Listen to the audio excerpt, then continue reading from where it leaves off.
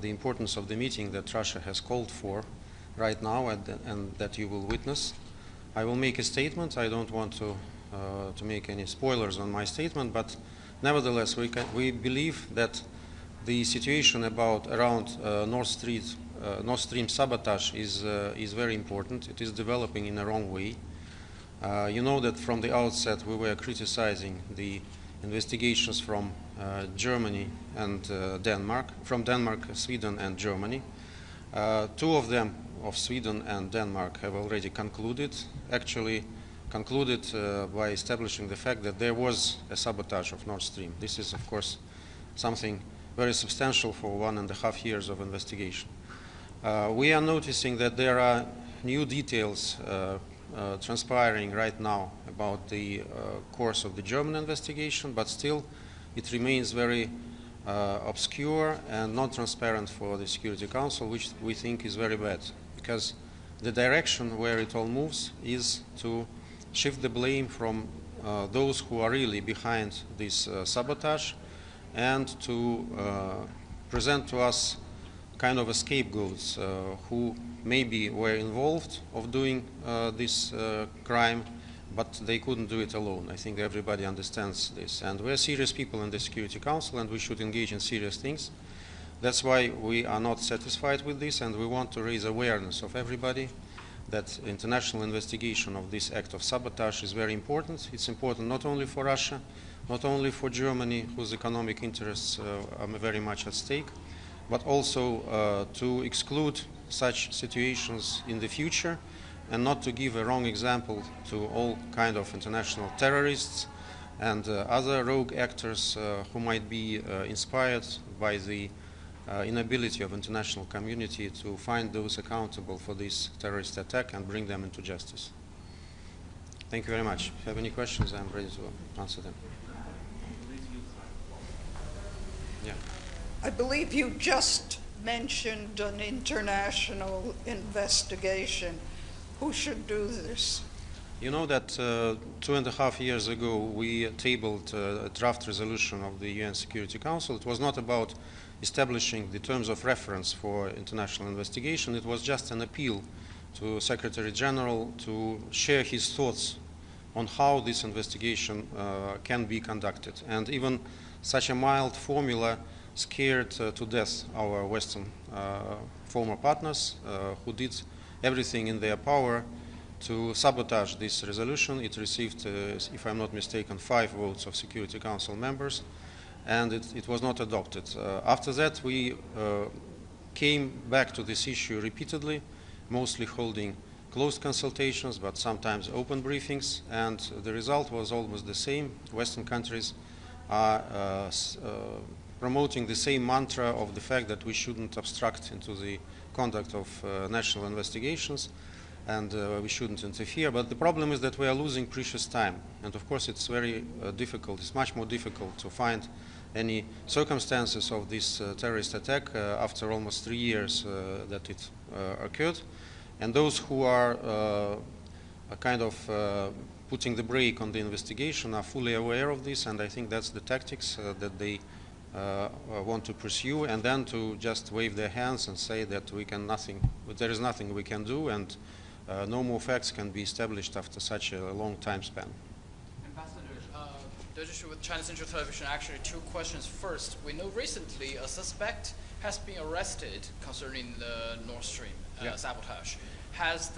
Do you aware that Russia has inquired to participate in the legal process so that you can gather more information on this, and what's the response?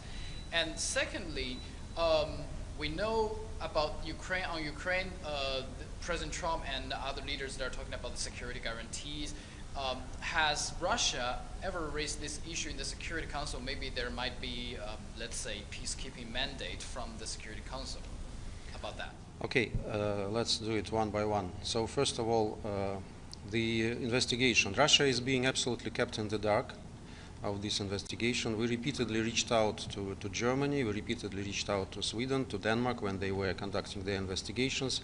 We referred to the binding bilateral agreements between our countries that would necessitate the legal cooperation on such matters, but they were ignored, and anything that we received were just shallow letters refusing de facto to cooperate. So we don't have any access to the materials of the investigation, which is of course scandalous because we are the most affected country in this regard.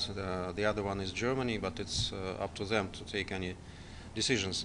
As far as security guarantees for Ukraine are concerned, I think this is not a new issue, and I would like to refer you back to the agreement which was initialed by the Ukrainian side in Istanbul in 2022, where there were provisions on security guarantees by the Security Council members and other countries that would like to take part in this kind of arrangement. At this time, it was totally acceptable for Ukraine. At least I will tell you more. It was their proposal to be included in this text, and we agreed with this proposal. We think that any kind of security guarantees should not only be for Ukraine, but for Russia as well, because Russian security is at stake, at risk. European security is also at risk, and we believe, it's our true belief, that any security in Europe shouldn't be achieved at the expense of security of Russia. And the right equation would be with Russia and not against Russia. So the formulas that we hear about right now, they have nothing to do with security guarantees. It's rather about NATO countries' presence in what is remaining of Ukraine. This is not a serious conversation, of course. If there is a serious conversation about security guarantees, we are ready to engage. And again, the Istanbul model is very much to our help here. As for the Security Council, this is one example where UN can be involved, but this is something for a later stage to discuss, to decide. So far, we are facing just attempts of Zelensky and his backers to undermine the spirit of Alaska and to absolutely make it impossible for any peace talks or negotiations, meaningful peace talk and negotiations on the Ukrainian crisis. Ambassador, I want to ask you about Gaza. I want to ask you about Gaza, please. Do you think the war in Gaza is an act of genocide? And do you think the Security Council is doing enough about what's going on there? Security Council is definitely not doing enough, but it's not because of the lack of determination from the members of the Security Council. It's because of the position of one member state. There are a lot of elements of the situation in Gaza which are extremely worrying, and I think it's up to international bodies to give legal classification to this, but of course this is something extraordinary. This is something that we should not all tolerate as human beings, as diplomats, as members of the Security Council. And Russia is ready to engage with everyone who wants to change this situation. Unfortunately, the United States so far is very much siding with Israel and giving green light to any action in Gaza, which is very deplorable. But does Russia consider it a genocide? I told you that it's not up to Russia to make such a conclusions, because genocide is a legal term, and it should be used by those who have legal instruments to qualify it like this. But what is happening there is absolutely unacceptable, and it's absolutely shameful for us all to witness what is happening. Can I ask about Iran? The Russians have proposed, circulated a draft proposal that would extend. The Russians means we, yeah? Yes. Okay.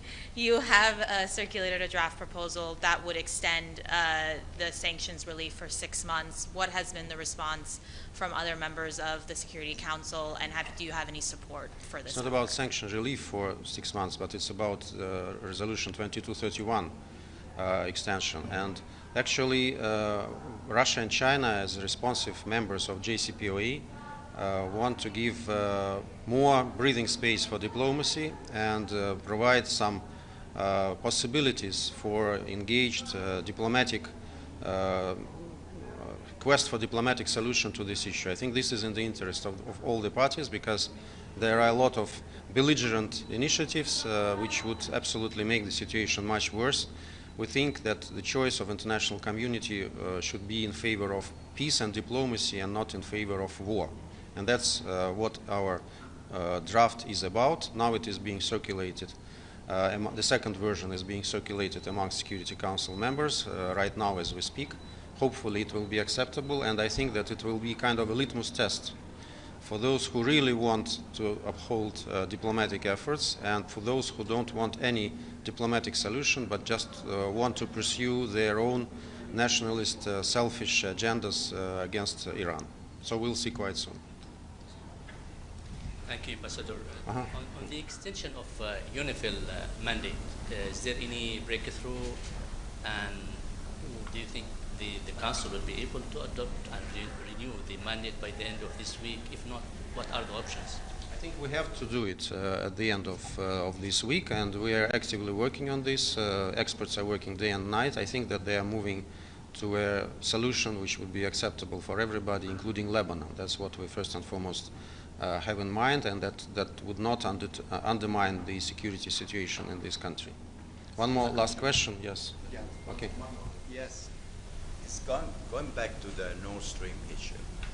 This is a follow-up. There has been this recent arrest in Italy. So you just say that Germany is not doing its job, but apparently this person, this Ukrainian national, was arrested and is accused of being the leader of who did the terrorist attack, or however you want to call it, on Nord Stream. So after this news, did you change something in your speech at the Security Council after this, or you think that there is nothing changed after this arrest? I was preparing my speech in Security Council exactly with this in mind, so there was no need for any change there. I can tell you that this version is, well, don't know what English word to use, diplomatically very questionable, because they ask us to believe that a group of amateur divers are capable of putting a device, explosive device, at the depth of 80 meters in the center of Baltic Sea, which is every inch of it is being monitored by NATO member states, and nobody is aware of this, and nobody is helping these guys, and they are absolutely rogue actors without any help. This is for a Hollywood movie, but not for real life. So I am not saying that these people are not involved, and we would be very much interested to learn the details of the German investigation, but in our understanding they might be mere scapegoats, because they were not acting alone, if it is so, and we don't have any reasons to believe in this or against this.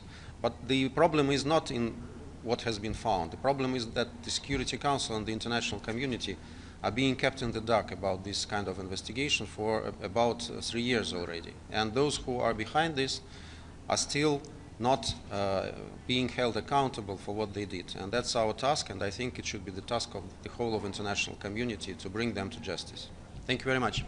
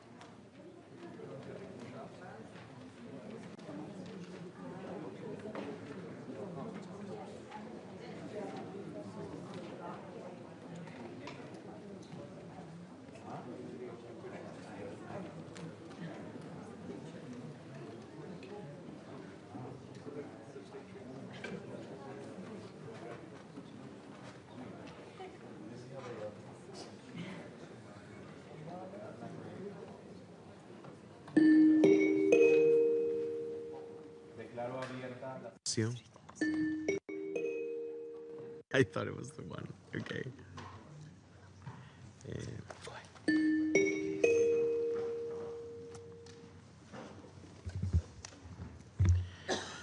Declaro abierta la sesión. The 9,986th meeting of the Security Council is called to order.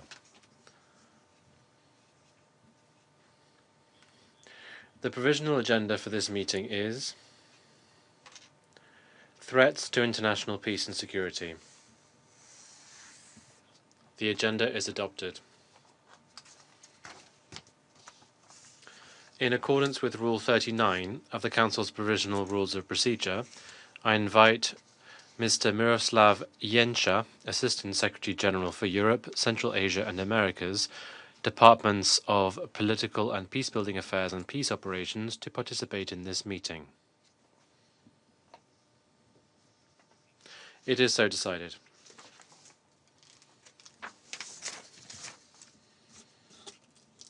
The Security Council will now begin its consideration of item 2 of the agenda.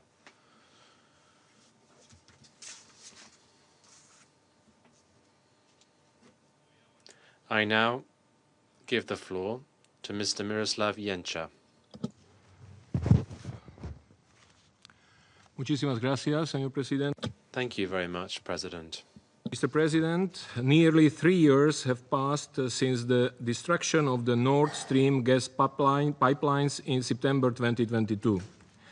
This incident has increased concerns about the safety and security of critical civilian infrastructure at a time of heightened tensions in the region. It also sparked speculation over the past years. This briefing, similarly to our previous briefings on this topic, is based solely on information that is publicly available and shared by the member states concerned on the matter. The United Nations does not have any additional details of the events and is not in a position to verify or confirm claims or reports made regarding the incident. To recap the events, between 26 and 29 September 2022, 4 leaks were reported in the Nord Stream 1 and 2 gas pipelines. These pipelines are located in international waters within the Swedish and Danish economic zones in the Baltic Sea. The pipelines were not in operation at the time, but they reportedly contained several hundred million cubic meters of natural gas. According to a study coordinated by the United Nations Environment Programme that was published in January this year, the incident resulted in the planet's largest human-caused release of methane. Nearly 70 scientists from 30 research organizations participated in the study. They concluded that the plausible range of the Nord Stream leak was anywhere from 445,000 to 485,000 tons, more than twice as much as previously thought. According to the experts, over the short term, the Nord Stream leak contributed as much to global warming as would have 8 million cars driven for a year. Although the incident only represents a small part of global methane emissions, it is an important reminder of the environmental impact on global warming caused by the destruction of critical infrastructure. Mr. President, after the leaks were reported, the Danish, German, and Swedish authorities announced the launch of separate national investigations. The authorities have provided updates to the UN Security Council on these investigations. Since we last briefed the Council on this topic on 24 April 2024, further communications have been received.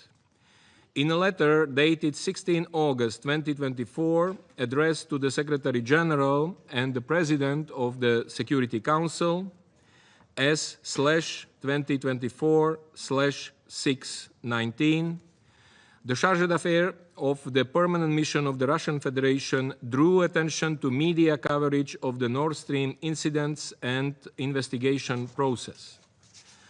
On 9 September 2024, a joint letter from the permanent representatives of Denmark, Germany, and Sweden to the President of the Security Council, S/2024-665, informed that the Office of the Federal Prosecutor in Germany continues to conduct criminal investigations into the sabotage against the Nord Stream 1 and 2 pipelines. In a letter from the permanent representative of the Russian Federation, dated 10 October 2024, addressed to the Secretary General and the President of the Security Council, S/2024-727, the Russian Federation reiterated its concerns about the ongoing German investigation and reiterated that they see a need for an international investigation into the Nord Stream incidents.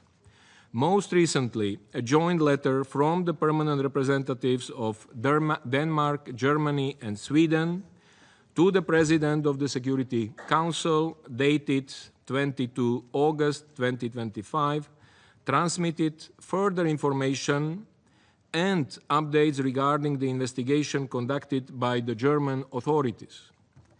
According to this communication, the Federal Republic Prosecutor General of Germany, and I quote, continues to conduct criminal investigations on the sabotage against the Nord Stream 1 and 2 pipelines. It notes that these investigations are conducted impartially, independently, and in line with fundamental principles of the rule of law. They are ongoing. The information provided further notes that as part of this investigation, the Federal Public Prosecutor General of Germany has announced that the Ukrainian national was arrested in Italy on 21st August 2025, based on a European arrest warrant requested by the German authorities. The United Nations is not in a position to comment on the ongoing investigations or legal proceedings. Mr. President, as we stated in our previous briefings on this topic, any intentional damage to critical civilian infrastructure is of serious concern. Such incidents should be condemned and investigated. The protection of civilian infrastructure and security of international waters is critical for regional commerce, security, and stability. We continue to encourage member states to further cooperate on these matters and to share information with each other. In the current volatile security environment, we also urge not to politicize or speculate about any findings or developments related to ongoing investigation efforts. Instead, cooperation, trust, and dialogue among all concerned is of utmost importance. Thank you. I thank Mr. Jenscha for his briefing. I will now give the floor to those members of the Council who wish to make statements. I give the floor to the representative of the Russian Federation. Thank you, President. We'd like to thank Assistant Secretary General, Mr. Miroslav Jenscha, for his briefing. Unfortunately, it has not been properly updated. You did not mention the fact that today we circulated our letter regarding the assessments in the letter, that you did mention the German letter, as well as issues stemming from the German investigation. I think to get the full picture, that must also be taken into account. Colleagues, 1 month from now, on the 26th of September, 3 years would have passed since, in the international waters of the Baltic Sea, in the exclusive economic zone of Denmark and Sweden, 2 branches of the Nord Stream pipeline were blown up. Since the very beginning, it was clear-cut for the international community that what we have in our hands is an unprecedented, deliberate destruction of an object of cross-border undersea civilian infrastructure, which resulted in direct risks for the region's environment and navigation in the Baltic. This irresponsible act drew the attention of the entire world, states, the media, civil society. Given that this terrorist act dealt a serious blow to the interests of a whole host of countries, it was beyond doubt that we needed a meticulous investigation of what happened and an identification of the perpetrators, and to ensure that such crimes would not be repeated. Against this backdrop, we, together with many other colleagues, were within our rights to expect from Germany, Denmark, and Sweden, which launched their national investigations, requisite efforts and cooperation with all parties involved. Yet, despite these well-founded expectations and countless appeals to do the above, these states chose a different path. They decided to keep the international community out of the loop, on rare occasions giving the media snippets of information, non-specific information. Понять, по какому пути идет следствие и каков хотя бы примерный круг подозреваемых.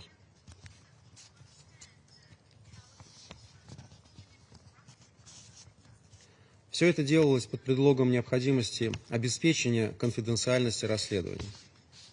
Это было весьма странно, поскольку эти подозреваемые не скрывались и даже хвастались своей причастностью к теракту. При этом сотрудничать в деле расследования теракта, как с Российской Федерацией, так и в рамках возможных международных усилий, все три государства всячески отказывались. Параллельно, еще больше усиливая подозрения в том, что серьезное расследование в их планы не входит, соратники трех упомянутых государств по западному лагерю, в том числе и в Совете, повторяли как мантру одни и те же тезисы. Мол, они полностью доверяют расследованиям Берлина, Копенгагена и Стокгольма, которые носят эффективный характер. Неясно, каким образом они могли судить об их эффективности, если все, что мы узнавали о ходе расследований, указывало как раз на обратное.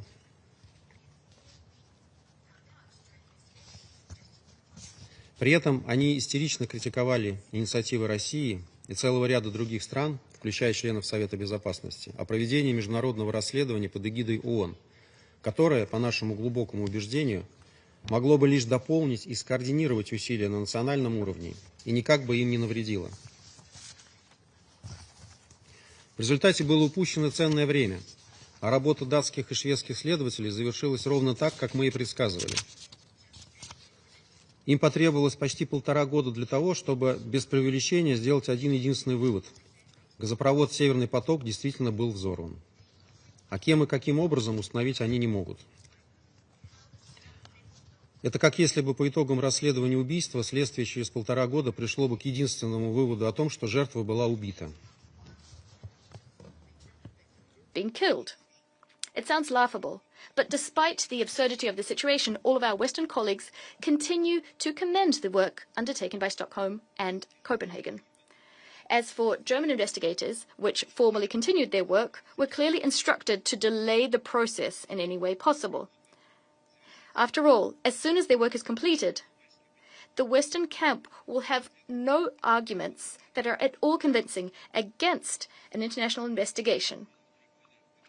Thus, it took almost 3 years for Berlin to announce a new development in the case. As Mr. Jentscher already said, according to a press release by the Federal Prosecutor of Germany, between the 20th and the 21st of August in the Italian province of Rimini, on the basis of a European arrest order issued by the Federal Court of Germany, a Ukrainian national, Sergei K., was detained. He's accused of being part of a group which supposedly directly executed the pipeline explosions. That's where the novelty and the specifics end. Yet the official communications from the Berlin authorities were picked up on and widely disseminated by German and international media. Spiegel continued to promote a version according to which there were Ukrainians involved in the terrorist act, elevating this to an incontrovertible fact. ARD, the TV channel, and Süddeutsche Zeitung, as well as Zeit, citing the arrest order within their possession, named detained leader of a so-called diversionary group, which in September of 2022 placed these time-delayed explosive devices under the two branches of the pipeline. The aforementioned Sergei K. supposedly steered the sailing ship Andromeda, which transported the purported terrorists, but did not actually dive himself. On the 22nd of September, this man, if we are to believe the German authorities, as we don't have any other sources, disembarked and went on his merry way to Ukraine. He denies his guilt and says that he has an alibi. He says that during the events in question, he was in Ukraine. Distinguished colleagues, any impartial expert given the above would come to one and only one conclusion. The German authorities, by giving these revelations, are inching us towards that very same version of events which was actively disseminated by Western media starting 2 years ago. A little over 2 years ago. According to this version, the terrorist act was conducted by an autonomous group of Ukrainian amateur divers on the yacht Andromeda. According to various versions, these yachtsmen were acting almost independently, or perhaps they were acting on the orders of the former head of the Ukrainian Armed Forces, Valery Zaluzhny, who supposedly disobeyed an order from his direct superior, Vladimir Zelensky. In other words, not a single state, not a single leader was involved or guilty of the terrorist act. Colleagues, our country has on many occasions demonstrated here at the Security Council the fact that such concoctions are implausible and do not hold water. Experts which briefed us at previous meetings regarding this terrorist act gave similar assessments, according to which conducting such a large-scale, complex operation without state support nor state cover was simply impossible for amateurs to pull off. This is only something that a small group of countries can do, countries which have the requisite military and technical capabilities. Judge for yourselves. We're being asked to believe that in the middle of the Baltic Sea, in an area where there's a great deal of navigation and a significant military presence, including NATO vessels presence, a group of semi-professional divers went unnoticed, reached the island of Bornholm, descended to a depth of 70 to 80 meters, and installed in these murky waters explosive devices on both branches of the pipeline, which is protected from environmental and man-made disasters using cutting-edge technologies. This is the plot of a spy thriller. Despite this version being completely incongruous, it does have one big advantage for the West, those in the West who applauded the explosion of the Nord Stream pipeline and were proud to be linked to those who committed these acts. It shifts the attention and places the spotlight squarely on scapegoats who were perhaps involved but were not acting alone. This is basically all the German investigators had to say.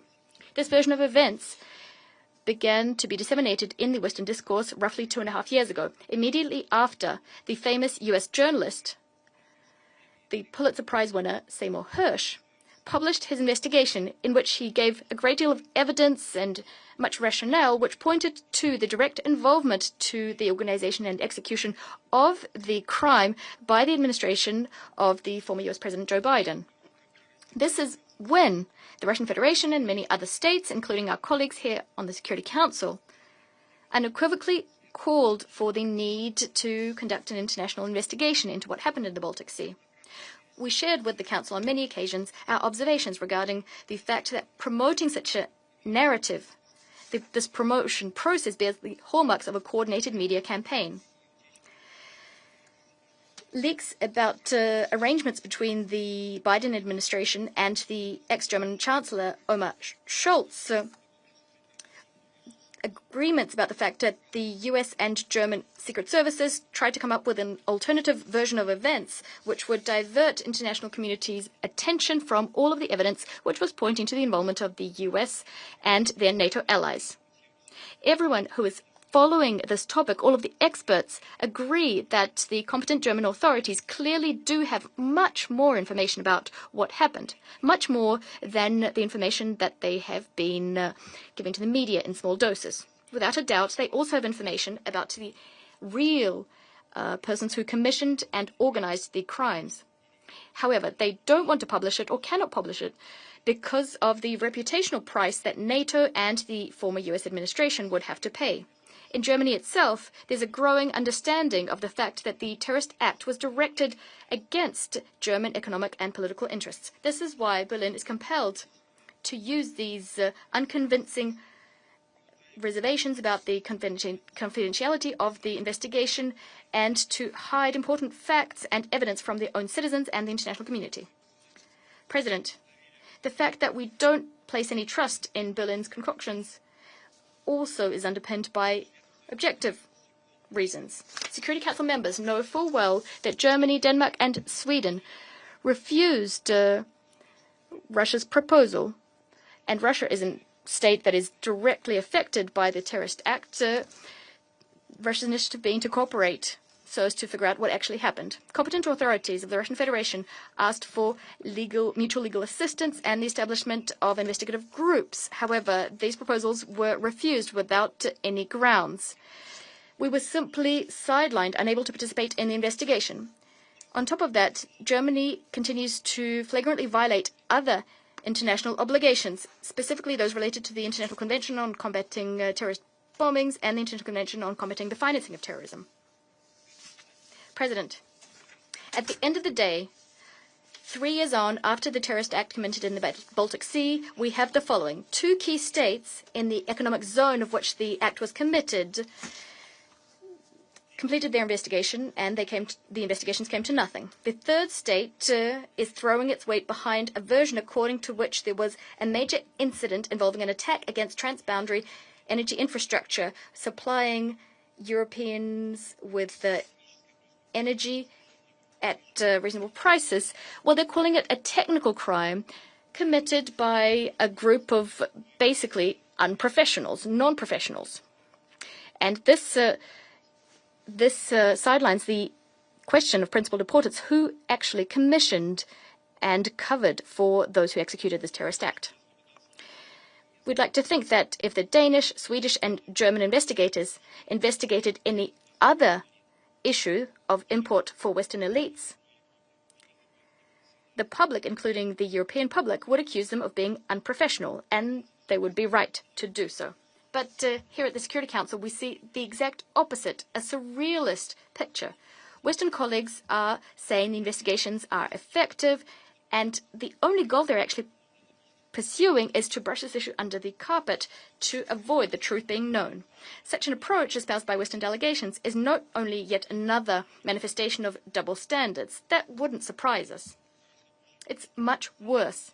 In fact, their resistance, their reluctance to conduct an international investigation, and their promotion of a version involving amateur divers is forcing the Council to continue losing time, not taking any measures to thwart real threats to international peace and security, meaning that we could have further destructive actions against transboundary undersea energy infrastructure. Just think about it. The signal this sends, the Council's inaction, that is, to terrorist organizations who not only have now clear-cut instructions on how to organize such an explosion, but terrorist organizations are also seeing that the international community will not actually mount a response to such action, and those commissioning these crimes will not be held to account. If we don't make progress on the Nord Stream issue here at the Council, we could have a repeat of such an incident in other regions, and the responsibility for this will fall squarely on Council members. We call on reasonable Council members to think about this long and hard, and for the German authorities not to try and cover up the truth, but to demonstrate genuine cooperation and to provide the information in full, all of the information in their possession. We're also counting on the German delegation to participate in Council meetings on this topic, instead of using pro forma excuses. We would like to have them tell us how the investigation is proceeding. Now, if we need to maintain confidentiality, such discussions can also be held behind closed doors. The main thing is for the Council to have the full picture, so it can take decisions on the basis of that full picture. The Russian Federation has put forward proposals together with like-minded states, and those proposals remain on the table. We call on all colleagues to support them for the Security Council to be able to discharge its key duty, that is maintaining international peace and security. I thank you. Agradezco a la I thank the representative of the Russian Federation for the statement. I now give the floor to the representative of the United States. Thank you, Mr. President, and thank you, Assistant Secretary General Yencha, for your briefing. The United States recognizes the seriousness of the September 2022 sabotage of the Nord Stream pipelines, and we reiterate our concern regarding that event, which we have expressed numerous times. We again reject efforts to politicize this issue, to prejudge the outcome of the ongoing judicial process, and to use the Nord Stream sabotage as a basis for leveling hyperbolic accusations and escalatory rhetoric. Let's not focus the time and attention of this Council on an incident that took place nearly 3 years ago, but rather on ending the war in Ukraine. Colleagues, there is no benefit to repeating our many discussions on this issue, and the United States expresses full confidence in the independent judicial process in Germany. The arrest of a suspect is a step in that process, which is still ongoing. It is not a development that requires this Council's attention. President Trump is focused on one goal: bringing about a negotiated and durable peace in Ukraine to end the human suffering. We call on Russia to focus on that goal as well. I thank you. I thank the representative of the United States for the statement. I now give the floor to the representative of Algeria. Mr. President, at the outset, I would like to thank the Assistant Secretary General, Mr. Miroslav Yencha, for his valuable briefing. Almost 3 years have passed since the Nord Stream 1 and 2 pipelines were targeted. These pipelines link Russia and Germany through the Baltic Sea. During this period, national investigations carried out by the competent authorities in Sweden and Denmark concluded that the explosions that targeted these pipelines and the resulting damages were the result of a deliberate sabotage.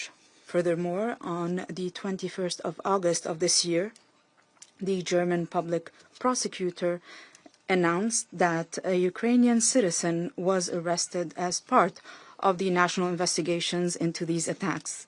In light of these developments today, I would like to reaffirm the following points. First, this deliberate attack on Nord Stream 1 and 2 pipelines continue to be a cause of grave concern for Algeria. The destruction of critical energy infrastructure is unacceptable under any circumstance. Algeria is linked to Europe through 3 gas pipelines. Therefore, we believe that the critical energy infrastructure, the safety and security of the critical energy infrastructure is essential. Such attacks could have grave repercussions that threaten international peace and security. Second, Algeria took note of the information provided by Sweden, Denmark, and Germany to the Security Council on the latest findings regarding these attacks. In this regard, Algeria praises the competent authorities in Germany for their efforts as part of the ongoing investigations. We will continue to fully support this endeavor that aims to shed light on these attacks. However, it is necessary to fully determine the facts surrounding these events and to hold the perpetrators and those supporting them accountable. Third, it is clear that the strategic importance of this type of critical transnational energy infrastructure means that they are subjected to an increasing and diverse types of threats, and this raises deep security concerns. Therefore, it is necessary to strengthen regional and international cooperation to guarantee the protection of these critical infrastructure and to raise the readiness of countries to confront any resulting damages and to strengthen their ability to carry out the necessary investigations. I thank you. I thank the representative of Algeria for the statement. I now give the floor to the representative of Sierra Leone. Mr. President, I thank Assistant Secretary General Miroslav Yencha for his briefing. The Security Council bears the solemn responsibility to address all dimensions of threats to international peace and security, including those arising from the deliberate destruction of critical civilian infrastructure. The sabotage of the Nord Stream gas pipelines represents such a case and is unequivocally contrary to international law. Sierra Leone therefore reiterates its call for the protection of civilian infrastructure in accordance with the fundamental principles of international law. We recall in this regard Security Council Resolution 2573, which condemns the destruction of civilian infrastructure indispensable to the survival of the civilian population, and Resolution 2341, which highlights the need to protect critical infrastructure from saboteurs and terrorist attacks. Nearly 3 years since the Nord Stream explosions, an independent and conclusive determination has not been reached. We note that the investigations conducted by Denmark and Sweden established that the incident was an act of deliberate sabotage, though without identifying the perpetrators. More recently, there has been a significant breakthrough as German authorities, in cooperation with other states, have arrested a suspect in connection with the attacks. This marks the first arrest of its kind in this case, and we commend the efforts of the national authorities concerned. Sierra Leone supports the timely completion of the ongoing investigations in Germany and elsewhere. These processes must remain independent, impartial, and transparent. Establishing the full facts through credible and verifiable inquiry will help dispel allegations and provide a firm basis for accountability. We call on all involved parties to exercise restraint and be supportive of the investigations. In line with its mandate under Chapter 7 of the UN Charter, the Security Council must see to addressing this matter comprehensively, considering its legal, security, and environmental dimensions. The Council has rightly encouraged and supported national investigations, and we believe it may continue to remain seized of the matter to ensure that international peace and security is safeguarded. As facts emerge, accountability and due process must remain paramount. Any response to such acts should be firmly anchored in established legal procedures, ensuring respect for the rights of suspects and the integrity of judicial processes. Those responsible, once identified, must be held fully accountable through fair and impartial proceedings. The rule of law must prevail at every stage, from investigation to prosecution, so that justice is not only done, but is seen to be done in the circumstances.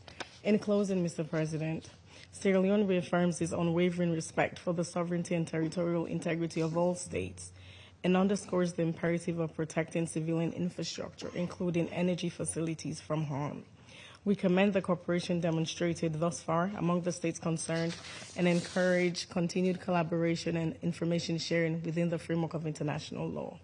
At the same time, the Security Council must remain united and proactive. This council was established to respond to threats to international peace and security, and we must live up to that mandate by ensuring that incidents such as the Nord Stream sabotage are fully investigated. Transparency, accountability, and adherence to the rule of law are among our strongest tools for addressing grievances and sustaining international peace, and it is essential that we uphold these principles even as we navigate complex geopolitical realities. I thank you. Agradezco. I thank the representative of Sierra Leone for the statement. I now give the floor to the representative of Somalia. Thank you, Mr. President. At the outset, we would like to thank Assistant Secretary General Yencha for his briefing.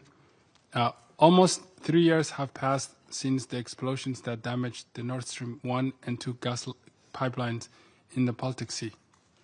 This act of deliberate sabotage disrupted energy supplies, heightened tensions, and underscored the vulnerability of critical transnational infrastructure. My delegation condemns the deliberate destruction of civilian infrastructure, which is a clear violation of international law. The targeting of pipelines undermines the principles of international law and endangers the well-being of millions. Such incidents set a dangerous precedent, risk further escalations, and erode trust and cooperation among states. We remain concerned about the security of such assets and the broader implications for stability in Europe.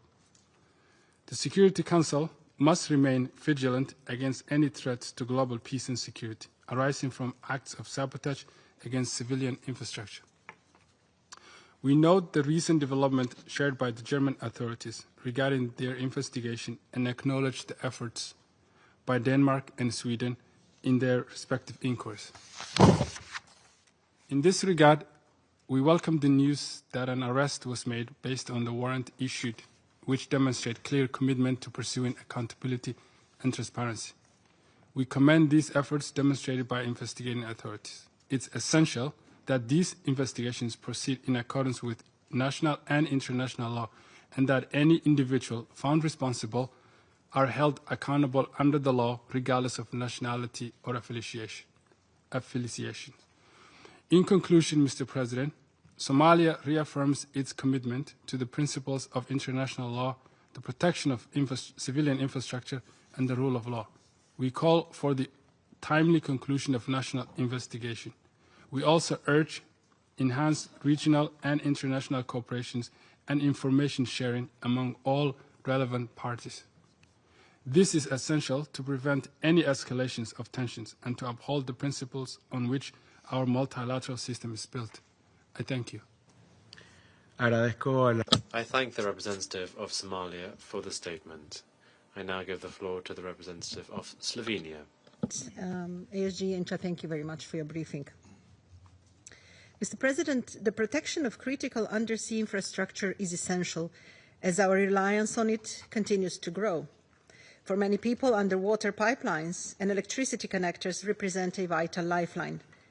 Moreover, submarine cables form a backbone of the global economy as the main communication line, carrying 99% of the world's data traffic. With this in mind, Slovenia reaffirms its condemnation of the act of sabotage directed against the Nord Stream pipelines almost 3 years ago. We are particularly concerned about the severe environmental impact of the incident, which is believed to have caused the single largest discharge of methane ever recorded. It is, of course, crucial for this infrastructure to be protected against deliberate and accidental damage.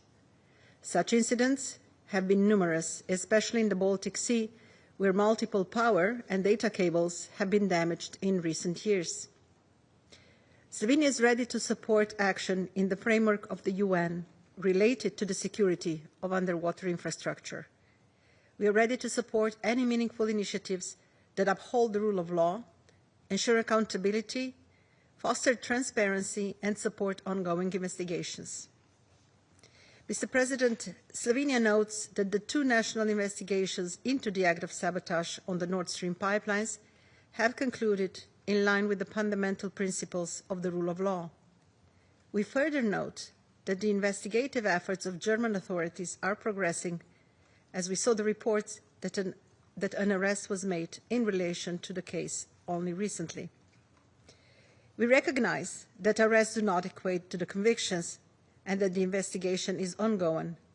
Slovenia commends German authorities for their commitment to conducting a comprehensive and impartial investigation of the incident, and we fully support their efforts. I thank you. I thank the representative of Slovenia for the statement. I now give the floor to the representative of Guyana. Mr. President, I also thank ASG Yencha for the informative briefing. We are in an era of unprecedented armed conflict, where both state and non-state actors are employing a range of traditional and new tools to achieve their war aims. Among the tools of war we are witnessing being employed is the targeting of critical energy infrastructure, including oil and gas pipelines and electricity grids. Nearly 3 years have elapsed since the attacks on the Nord Stream pipelines. There has long been a consensus that this incident was an act of sabotage that demands full accountability. Guyana condemns all deliberate attacks against critical civilian and energy infrastructure. The targeting and destruction of such infrastructure impacts not only the countries in which they are situated, but can have vast, far-reaching economic and environmental consequences. We acknowledge the national investigations launched by Denmark, Sweden, and Germany to establish the facts of the incident and possibly find those responsible for its planning and execution.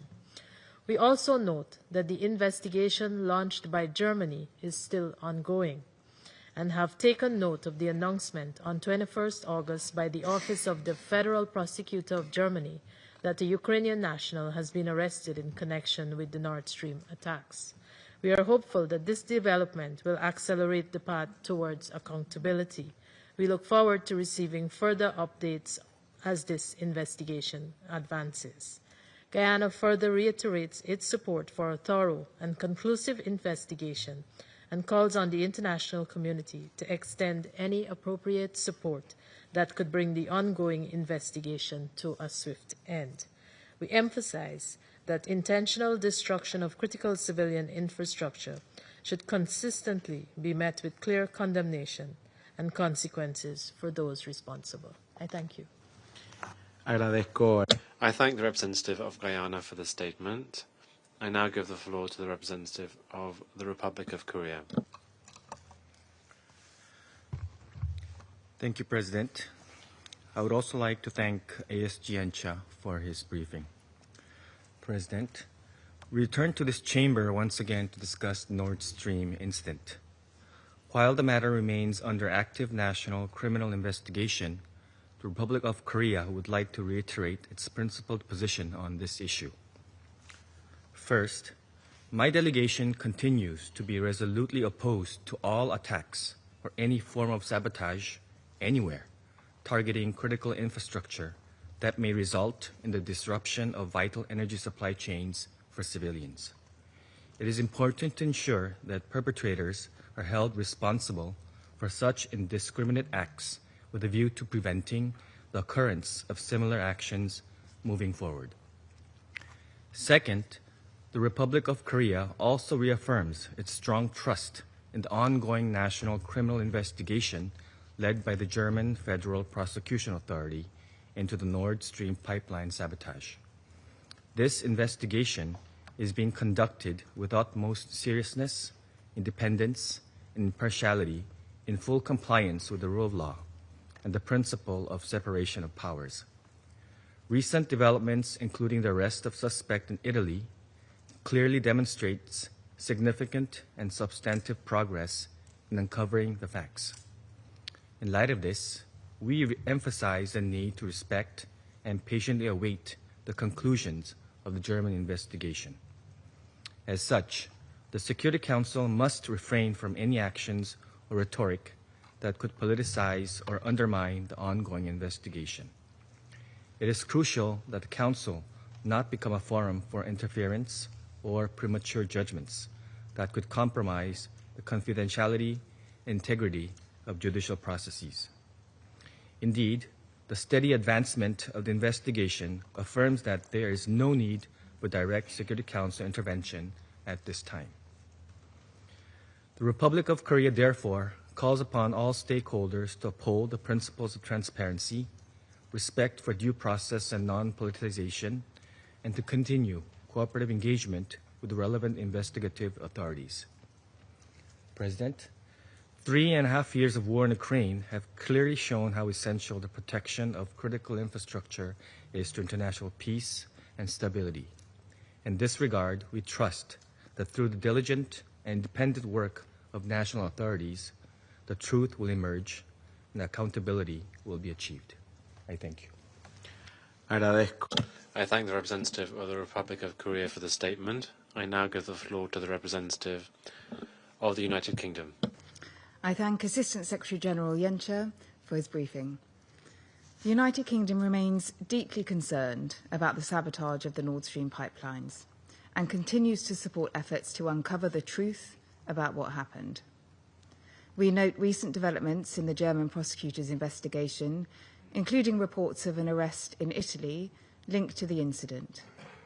These developments reinforce the importance of allowing national authorities to continue to carry out their work independently and thoroughly, in line with the rule of law and international standards. It is essential that the Council respects the integrity of these investigations. Attempts to politicise the process or draw premature conclusions risk undermining the credibility of the legal proceedings. We welcome the continued engagement of Germany, Sweden, and Denmark, and commend their commitment to transparency and impartiality.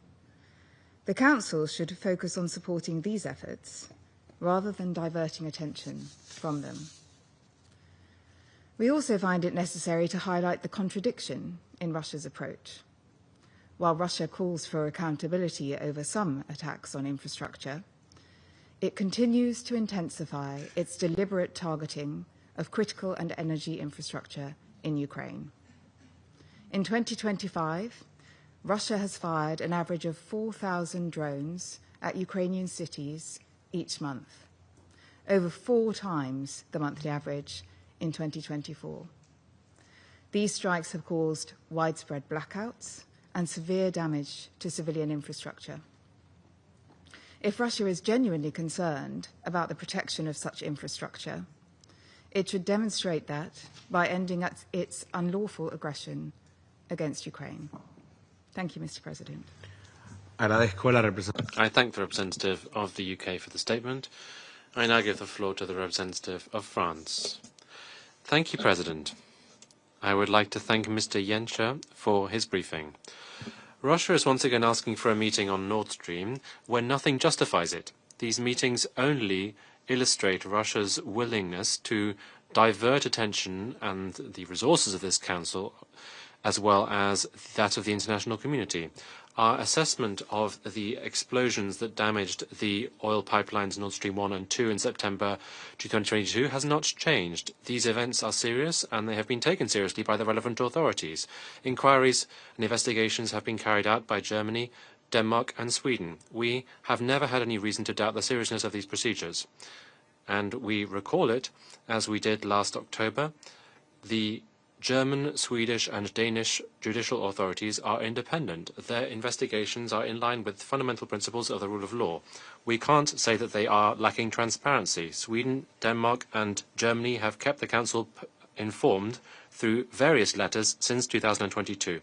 After carrying out in-depth, complex inquiries, including a comprehensive review of the explosion site, the Swedish and Danish prosecutors closed their respective inquiries in February last year. German justice, in which we have full confidence, is continuing its investigation. We have taken note of the announcements of the arrest of an individual in the context of this inquiry. It is important that the judicial procedure be led to the end without any kind of political interference. By making the Council meet on this issue many times, Russia is trying to put pressure on the German investigators, and this is unacceptable. In conclusion, I would also highlight the contradiction between Russia's concern about the attack on European critical infrastructure and its continuation of systematic deliberate attacks on Ukrainian civilian infrastructure. France once again condemns the Russian strikes that affected, in particular, the west of Ukraine in the night between the 20th and the 21st of August. In spite of the international community's efforts to reach a fair, lasting peace when Ukraine is ready to negotiate, Russia is once again trying to divert our attention. Its only goal is to continue its aggression and hope that we all become wary of the situation. Thank you. I thank the representative of France for the statement. I give the floor to the representative of Pakistan. Thank you, Mr. President. I thank ASG Miroslav Yencha for his briefing. The deliberate sabotage in September 2022 of Nord Stream offshore natural gas pipelines in international waters was an alarming and reprehensible act. Pakistan is seriously concerned on premeditated and deliberate attacks against critical energy and civilian infrastructure of other states, including those carried out by terrorist entities. Mr. President, in an increasingly interconnected and interdependent world, the deliberate targeting of transnational infrastructure, whether energy pipelines, telecommunication cables, or data networks, is an illegal act that constitutes a threat to global stability and hinders the smooth functioning of global markets. An attack on these facilities and critical infrastructure undermines commercial operation of such entities and also creates a dangerous precedent that must be effectively addressed. Towards this end, Mr. President, I would like to make the following points. First, the energy and the safety and security of critical civilian and energy infrastructure, especially that of transnational nature, must not be jeopardized during hostilities. This requires the enforcement of applicable international law and the strengthening of international cooperative frameworks to deal with such attacks. Second, accountability for all such incidents and deliberate attacks must be ensured by bringing the perpetrators to justice. In this context, we have taken note of the progress made by the relevant German authorities, including the arrest of one suspect. We also note that Germany's national investigations are still ongoing. Third, we recognize the complexities and legal intricacies involved in the criminal investigations on this incident. We hope that the inquiries and investigations, once concluded to the satisfaction of all parties concerned, would help establish facts, address legitimate concerns of all those affected by it, and reinforce the crucial norm that such attacks will be met with proper scrutiny and accountability in a transparent, objective, and legally sound manner. Needless to add, cooperation between concerned parties is essential for credible investigation and follow-up. In conclusion, Mr. President, my delegation once again reiterates its call for identifying and holding those responsible for this attack to account in order to prevent such attacks in the future. I thank you. I thank the representative of Pakistan for the statement. I now give the floor to the representative of Greece. Thank you, Mr. President. I would also like to thank ASG Yensa for his briefing. Greece firmly condemns all attacks against civilian and energy infrastructure, including the act of sabotage against the Nord Stream pipelines that took place almost 3 years ago. These attacks not only jeopardize energy security in Europe, but also cause serious environmental harm. Accountability is essential. In view of the above, I would like to make 3 brief points. First, we note that the investigation process into the Nord Stream attacks is still ongoing in Germany and stress the need for the conclusion of the process under complete confidentiality and without external interference. We welcome the latest communication by Denmark, Germany and Sweden on recent developments, and we express our full support to Germany's continuing efforts to conduct the necessary investigations on this important matter in line with national and international law. We also thank Denmark and Sweden for having concluded their respective investigations. Second, as we have repeatedly stated in this chamber, the Security Council is not the appropriate forum for discussing domestic legal or judicial processes of a sovereign state. These are ongoing, confidential criminal investigations, and the independence of the judiciary in Germany, as in any other country, cannot and should not be undermined or subjected to political pressure. Third, when discussing energy infrastructure, it is important to stress that the massive attacks against Ukraine's energy infrastructure and civilian targets must cease immediately, and that Russia must fully comply with international humanitarian law. I thank you. I thank the representative of Greece for the statement. I now give the floor to China. President, I thank ASG Yencha for his briefing. The explosions of the Nord Stream pipelines constitute a serious incident of sabotage against transnational energy infrastructure. As a result, global energy supplies, the marine environment, and the safety and security of maritime navigation have all suffered its negative consequences. Since the explosions happened, the Council has deliberated on this matter several times. Many Council members, including China, have repeatedly called for objective, impartial, and professional investigations to promptly establish facts and bring perpetrators to justice, in order to prevent similar incidents from happening again. Council members have engaged in discussions on whether to have international or national investigations. Back then, some in the Council argued strongly in favor of giving Sweden, Denmark, Denmark and Germany time to conduct their respective national investigations. However, 3 years have elapsed, and here we are, still waiting, yet to see definitive conclusions and the complete truth surrounding the explosions. Sweden and Denmark have already announced the termination of their national investigations without sharing any substantive information. While the German investigations are still ongoing, only very limited information has been made public officially. For a long time, the public could only rely on media expose to obtain information and speculate on what had happened. This is anything but normal. China has taken note of reports about the recent arrest of a suspect, as well as the joint letter thereon addressed to the Council from Germany, Sweden, and Denmark. This, however, does not suffice as a response to the doubts and concerns of the international community. We expect Germany to expedite its investigations and judicial proceedings and timely publish the progress and results via official channels. We hope relevant countries can communicate and cooperate with the main parties to the incident of Nord Stream pipeline explosions. We hope the Council will remain seized of the matter. To conclude, I wish to reiterate that truth should not be swept under the rug. Investigations should not be politicized. Similar incidents should not be allowed to recur, and perpetrators should not walk free, unpunished by law. On the explosions incident of the Nord Stream pipelines, the international community rightfully demands a truthful answer. Thank you. I thank the representative of China for the statement. I now give the floor to the representative of Denmark. Thank you, Mr. President, and I also extend my appreciation to ASG Genscher for his briefing. Allow me to focus on a number of points. We have full confidence in the ability of German authorities to conduct their investigation. It is important that we let this investigation run its course. We see no reason to question the impartiality, thoroughness, or scope of the German investigation.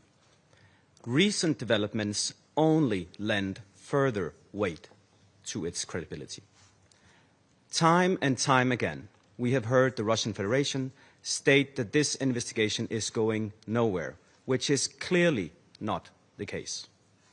If we are genuinely committed to uncovering the truth, the right course of action is therefore to support the ongoing process, as Denmark has been by cooperating with German authorities as we would in any other investigation, sharing relevant information in line with the principles of mutual international legal assistance. Let me recall that the explosions on pipelines connecting Russia and Germany took place in international waters.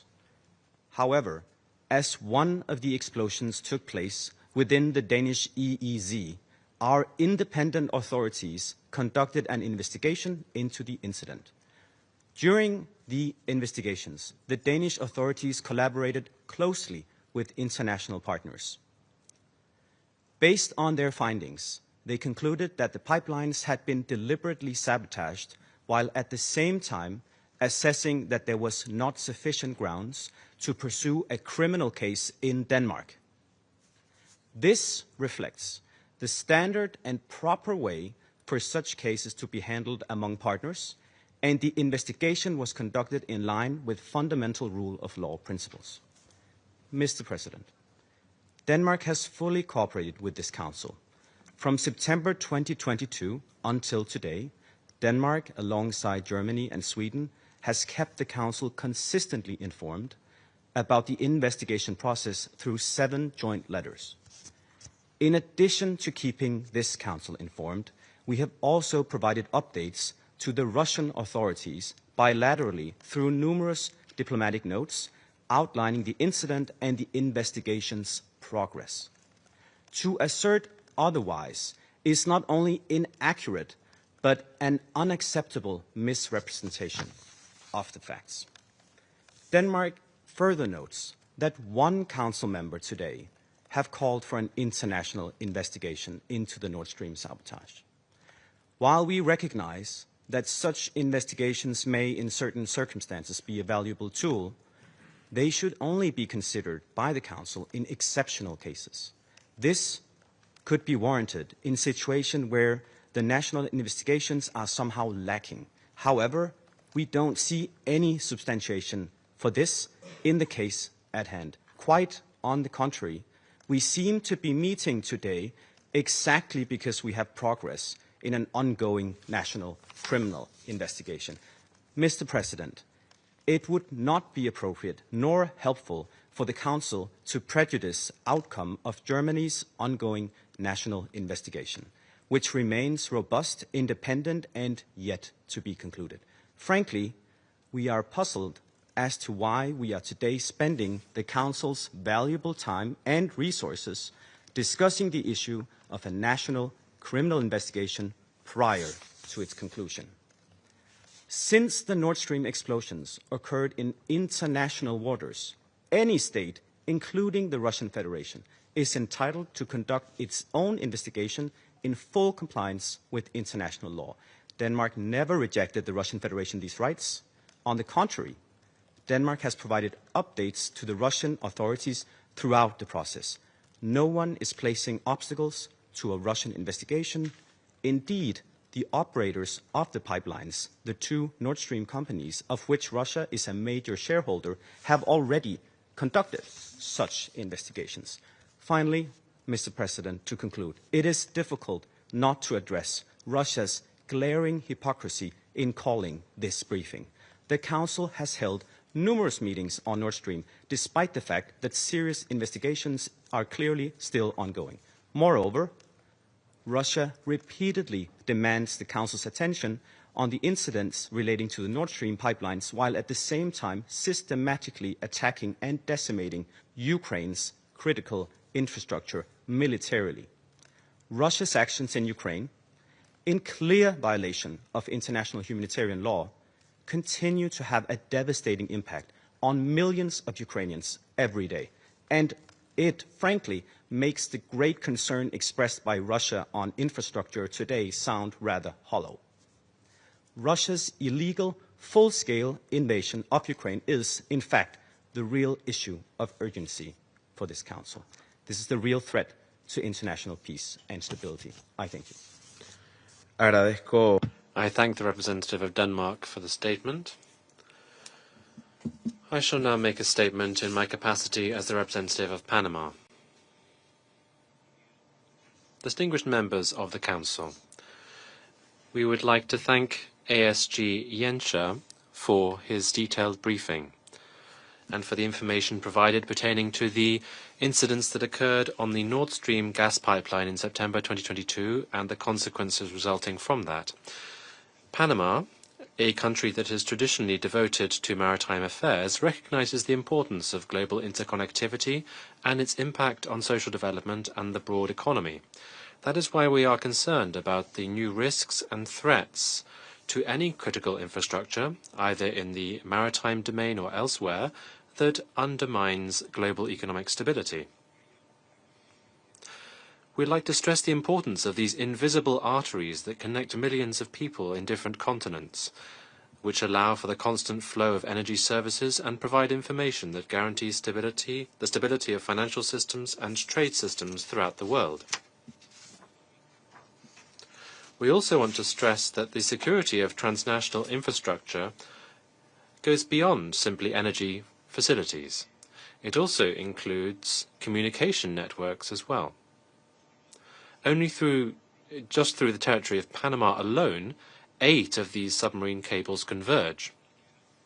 That's why we think that the protection of this infrastructure should be understood to be a collective priority. International cooperation is of paramount importance to breed mutual trust and to develop effective mechanisms for prevention, mitigation, and response should any incidents occur. The destruction of the Nord Stream pipeline represents one of the greatest climate disasters caused by mankind. It exacerbates the global climate crisis, and it has led to significant environmental damage in the Baltic Sea as it reactivated toxic sediments and also undermined the survival of vulnerable marine species. As a result of all of the above, we support the investigations that are ongoing, carried out by the relevant authorities, that aim to shed light on what happened in the incident with the pipeline. These investigations must be carried out impartially and must lead to convincing results. We reiterate that international law and accountability are critical for justice and peaceful coexistence between nations, and they must prevail in this and any other similar case that undermines international security.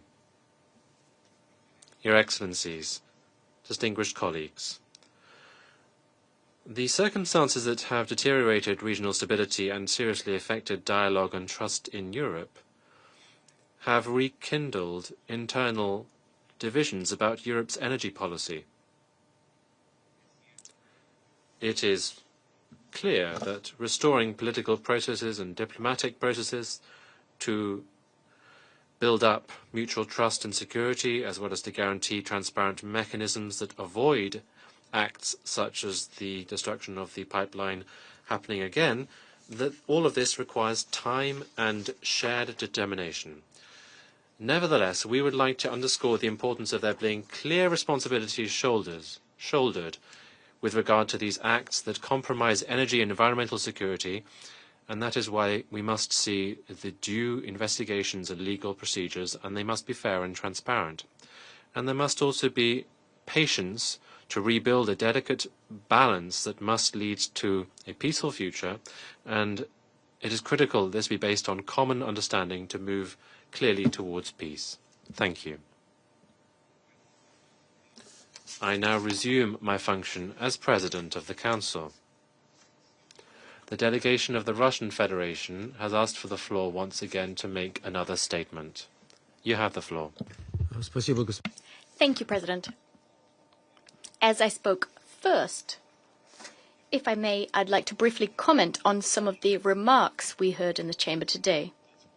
First and foremost, in response to my Danish colleague, I'd like to illustrate your words regarding the fact that Denmark has substantively cooperated with the Russian Federation on investigations. I'd like to back these up with concrete facts. Under the FSB sent at least 5 mutual legal assistance requests to Denmark, and we were told each time that the provision of such information would pose a threat to the Danish state. The only substance you referred to was the substance in a 27th June 2023 letter. That letter referred to the fact that Denmark has lifted a cylindrical object from out of the Baltic Sea. We requested to look at that object. Our request was ignored. That is all the substance we have. Now, if that's what you refer to when you say substantive assistance, it comes no surprise then that your investigation concluded what it did, and in fact you mentioned this terrorist act, the destruction of undersea infrastructure, international infrastructure.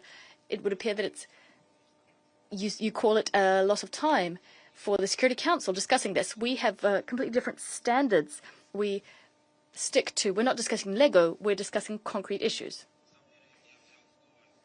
In fact, I asked for the floor to a greater extent to point out a very worrisome trend which was blatantly obvious in the interventions of a number of our Western colleagues today. They effectively showed their true colors today. It comes as no surprise to us, the fact that they, as part of their bloc discipline, tried to exculpate the German authorities, and not very skillfully. What we were surprised to see is that some Western representatives today, whether knowingly or unknowingly, called the Nord Stream pipeline terrorist attack. Well, they in fact linked it with the Ukrainian crisis. Although what we're talking about is the destruction of transboundary undersea infrastructure. And this situation is covered by very specific international documents. Colleagues, this is a short-sighted and dangerous line to pursue.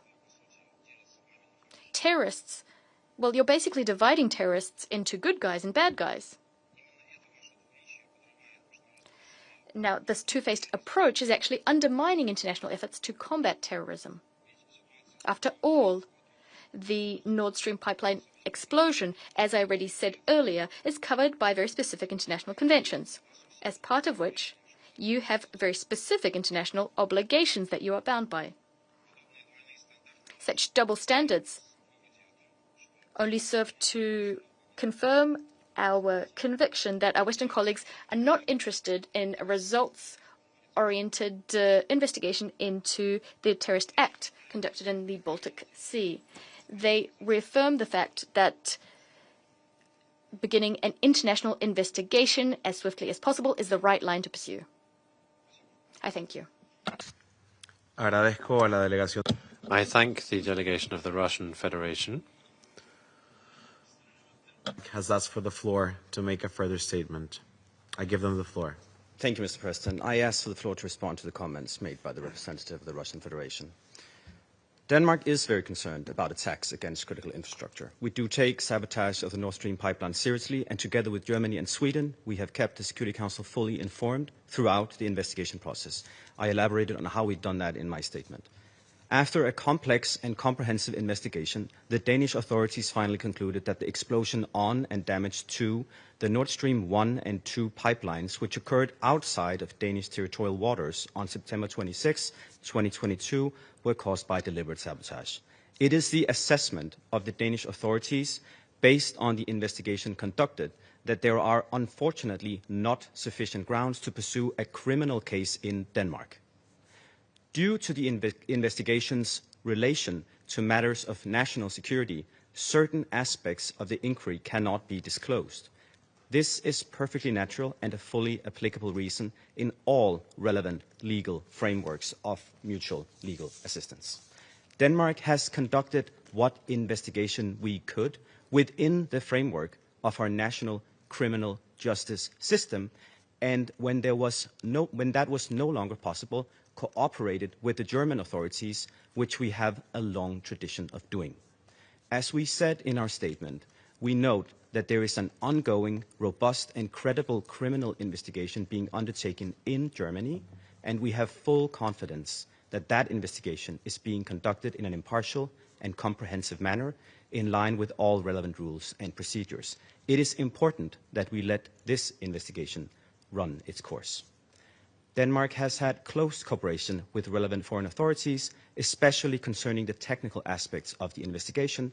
The Russian authorities have been continually informed of the progress of our investigation. And let me reiterate that since the explosions occurred outside of territorial waters, any actor may access the site and conduct their own investigation. This message has repeatedly been conveyed to Russia. No one is placing any obstacles on a Russian investigation. The operators of the pipeline, the two Nord Stream companies, which are owned by the Russian state-owned company Gazprom, have already conducted such investigations. I thank you, Mr. President. I thank the representative of Denmark for the statement. No hay más intervenciones. There are no more names inscribed on the list of speakers. The meeting stands adjourned.